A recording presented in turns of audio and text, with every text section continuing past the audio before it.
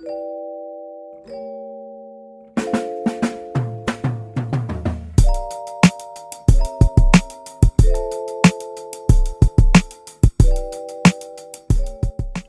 buddy, the walls are really closing in on Canelo now. Dante's Boxing Nation, what's going on, guys?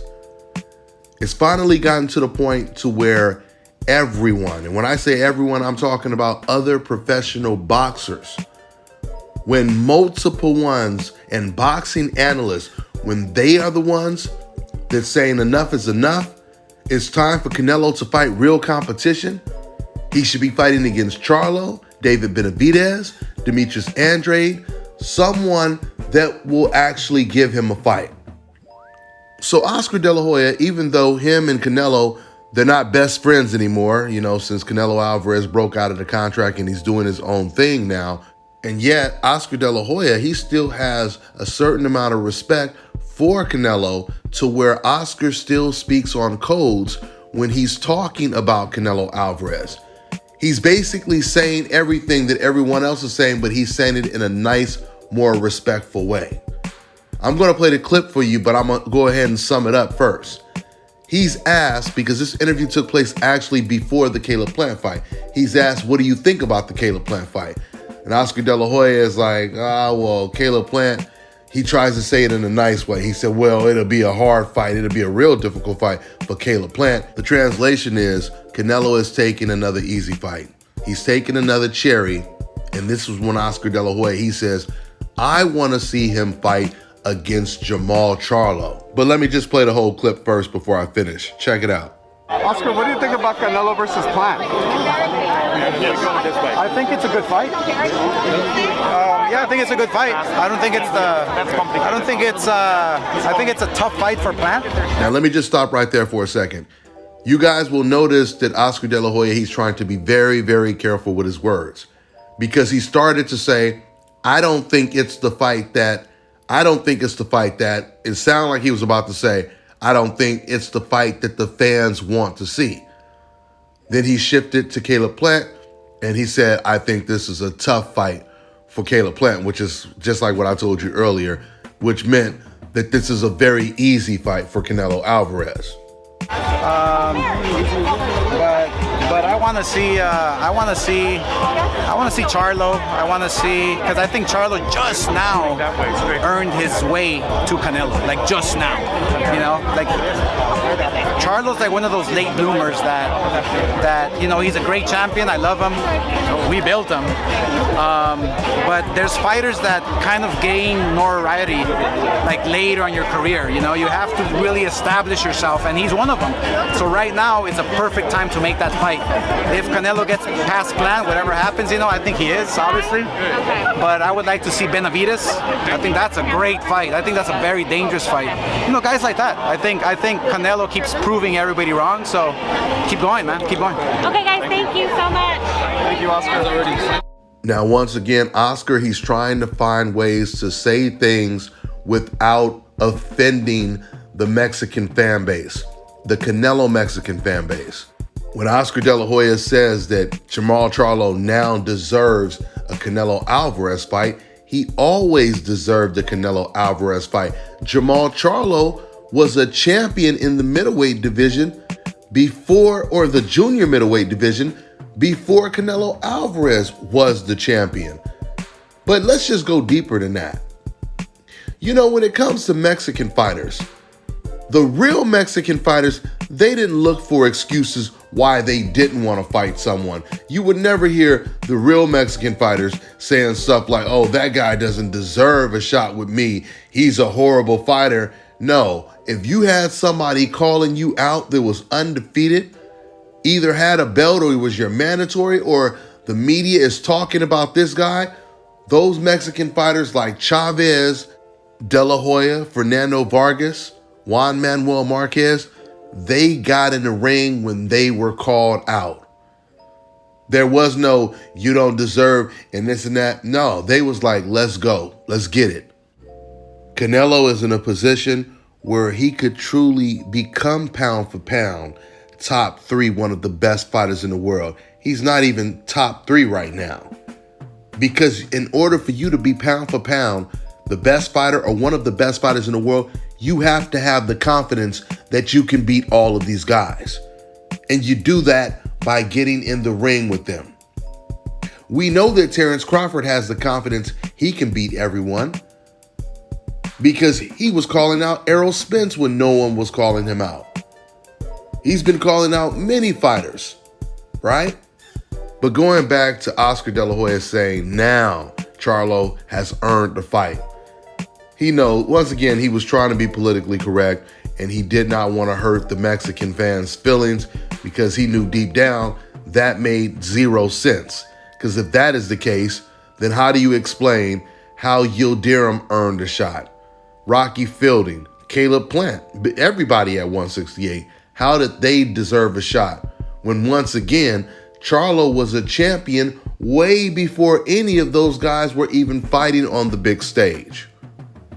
The bottom line is Canelo is out here looking worse and worse, and it's getting very difficult for even old media to justify what he's doing right now. The more pressure they put on him to take on the tough challenges like Canelo versus David Benavidez, Charlo, Andrade, Bivol, Beterbiev, the more pressure they put on him and the more he ends up fighting weak, super cherry type of opponents that have no chance of winning, his stock is going to plummet. And I'm telling you, it's going to go down fast. In fact, it's already coming down fast.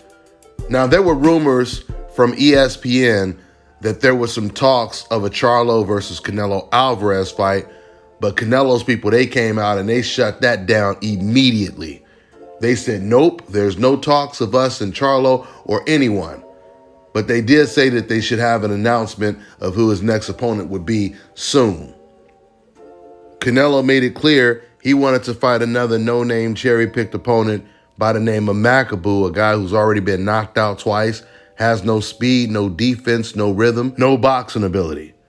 But he just might end up with a Canelo Alvarez contract to fight. Of course, we would all love for it to be Jermall Charlo, and I'm hoping that I'm dead wrong.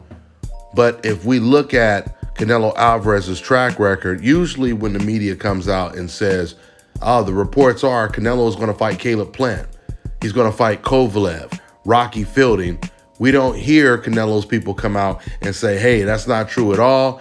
We're not even negotiating those fights. We don't hear that. In fact, it's the contrary. They'll come out and say, yeah, the fight's almost done, and it's going to be an easy fight for us. This is what you will often hear Canelo Alvarez's trainers say.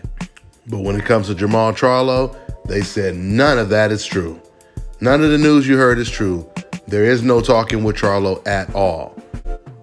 I'll tell you right now, Canelo Alvarez has so many great options to really put himself on the pound-for-pound list.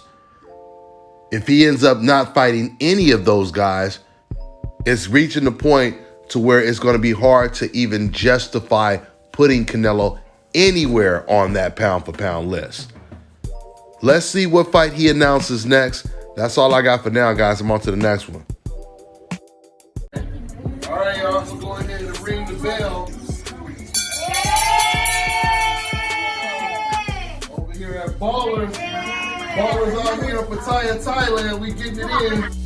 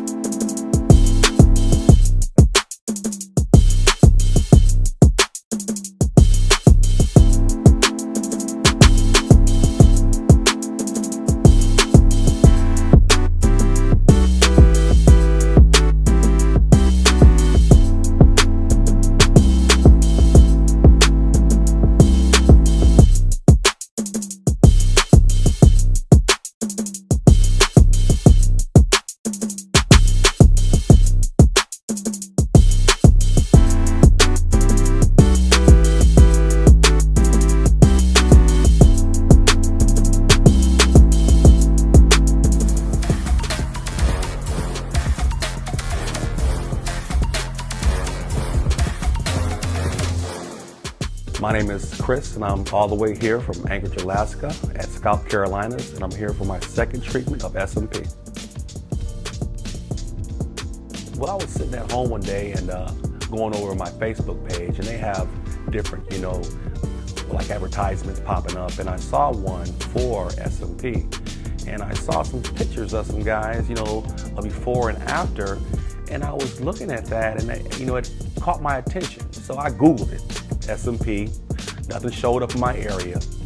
So, I did a little more research, and all of a sudden, Scalp Carolinas popped up in the web browser. So I started watching his videos and seeing all the reaction from all the other people.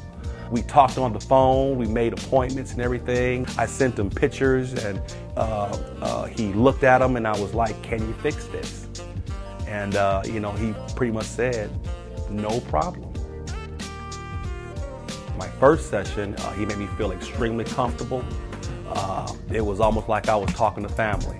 He started, and during the whole treatment, we talked and about our families and our life, and and things that he does and things that I do. And before I know it, the first session was over. When you see someone doing something that they love, as much as I see Enoch Glover love what he does, it shows in his work. I wouldn't point anyone in any other direction but here to North Carolina, Scalp Carolinas, to get this done.